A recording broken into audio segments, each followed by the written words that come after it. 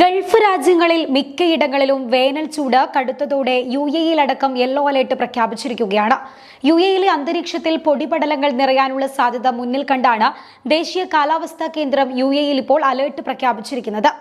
അന്തരീക്ഷത്തിൽ പൊടി നിറഞ്ഞ് ദൂരക്കാഴ്ച വരെ കുറയുന്ന സാഹചര്യം ഉള്ളതിനാൽ ഡ്രൈവർമാർക്കടക്കം മുന്നറിയിപ്പ് നൽകിയിരിക്കുകയാണ് ദേശീയ കാലാവസ്ഥാ കേന്ദ്രം.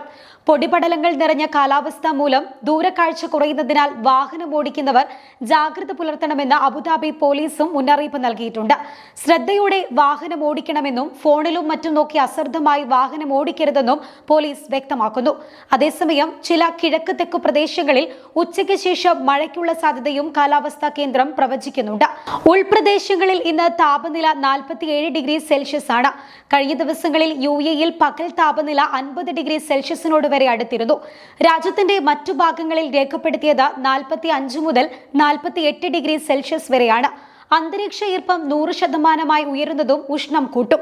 വരും ദിവസങ്ങളിൽ ചൂട് ഇനിയും വർദ്ധിക്കുമെന്നാണ് കാലാവസ്ഥാ നിരീക്ഷണ കേന്ദ്രം നൽകുന്ന മുന്നറിയിപ്പ്. അതേസമയം സൗദിയിലും ചൂട് കടുക്കുകയാണ്.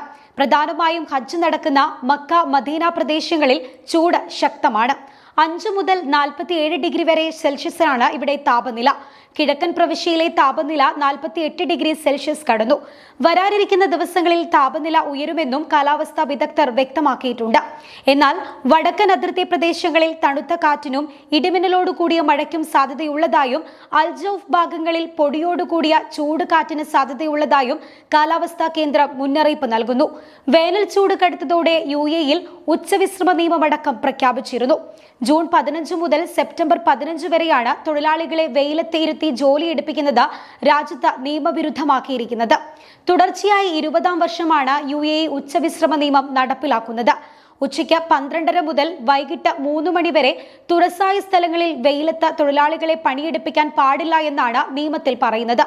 വിശ്രമവേളകളിൽ തൊഴിലാളികൾക്ക് വെയിലേൽക്കാത്ത സ്ഥലം ഒരുക്കി നൽകണമെന്നും ഒപ്പം ശീതീകരണ സംവിധാനം, ആവശ്യത്തിന് വെള്ളം എന്നിവ ഒരുക്കണമെന്നും നിയമത്തിൽ പറയുന്നുണ്ട്. അതേസമയം ഉച്ചവിശ്രമ നിയമം ലംഘിക്കുന്ന സ്ഥാപനങ്ങൾക്കെതിരെ കർശന നടപടിയുണ്ടാകും. നമ്മുടെ തൊഴിലാളികൾ നമ്മുടെ മുൻഗണന എന്ന സന്ദേശവുമായാണ് തൊഴിൽ മന്ത്രാലയം ഉച്ചവിശ്രമ നിയമം പ്രഖ്യാപിച്ചിരിക്കുന്നത്.